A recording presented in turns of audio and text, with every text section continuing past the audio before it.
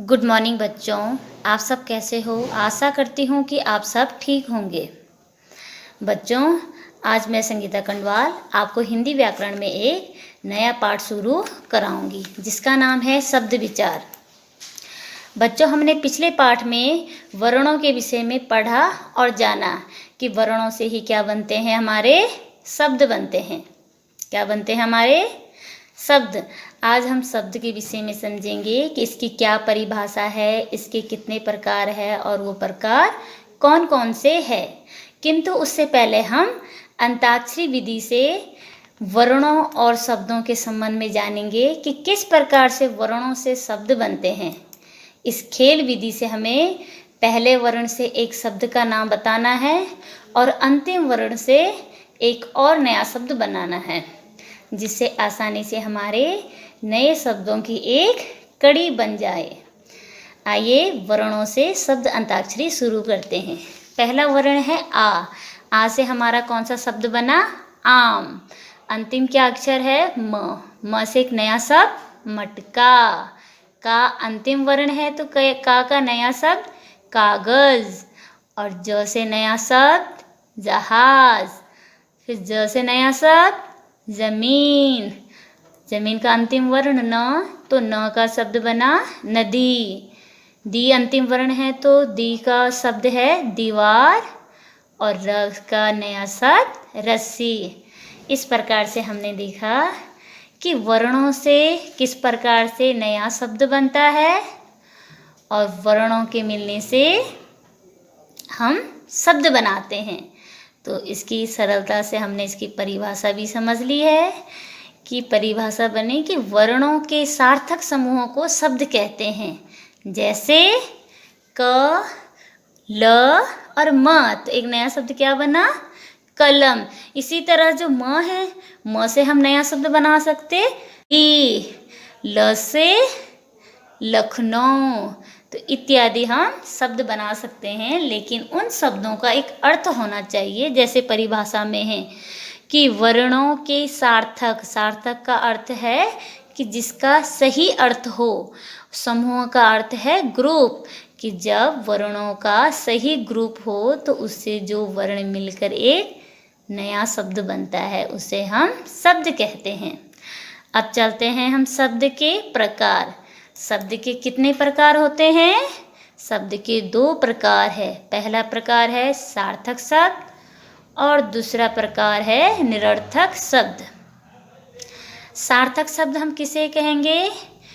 उन शब्दों को कहेंगे जिनका कोई न कोई अर्थ हो, उन्हें सार्थक शब्द कहते हैं। जैसे कमल, बालक, माता, महल।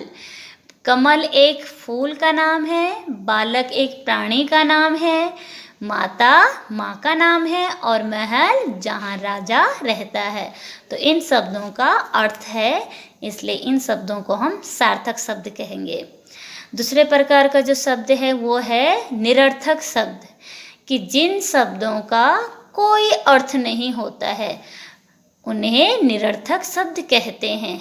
अर्थात इनकी मीनिंग हुई कि वर्ण तो मिल गए और वर्णों से तो शब्द बना, लेकिन उस शब्द का कोई अर्थ नहीं है, उसे हम निरर्थक शब्द कहेंगे।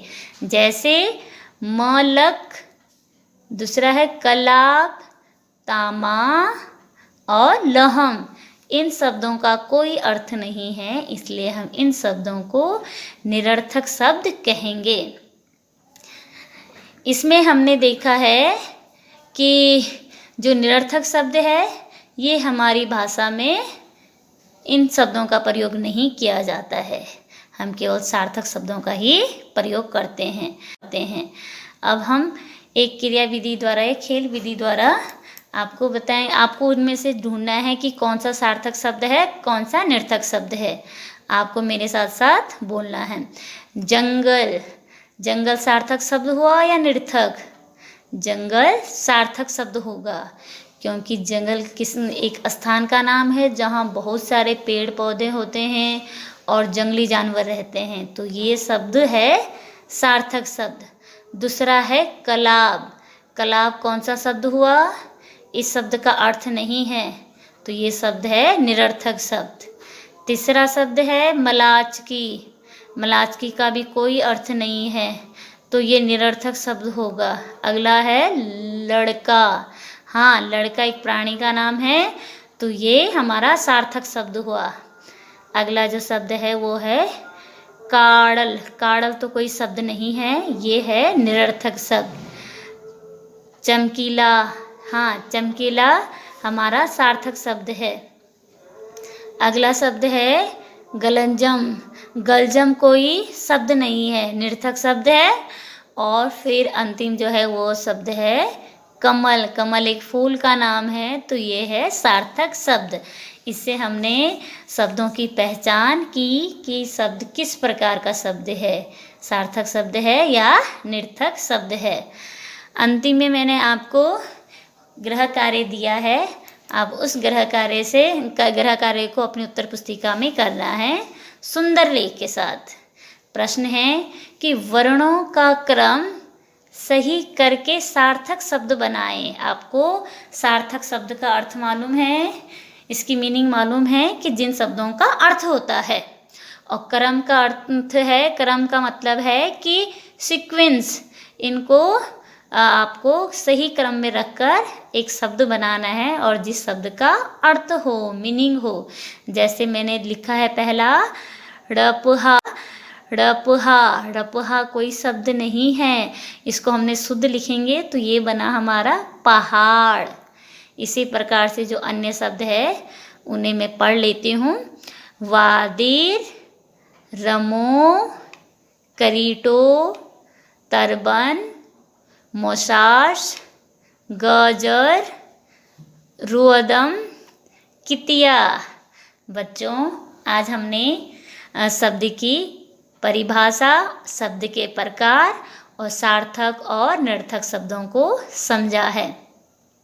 आप शब्दों की जो अंताक्षरी है, वर्ण और शब्द, इन अंताक्षरी को घर में अपने परिवार के साथ खेल सकते हैं, जिससे आपका शब्द ज्ञान बढ़ेगा, आपका शब्द भंडार बढ़ेगा, आपको अधिक जानकारी प्राप्त होगी। आज के लिए इतना ही, मिलते हैं अगली वीडियो में।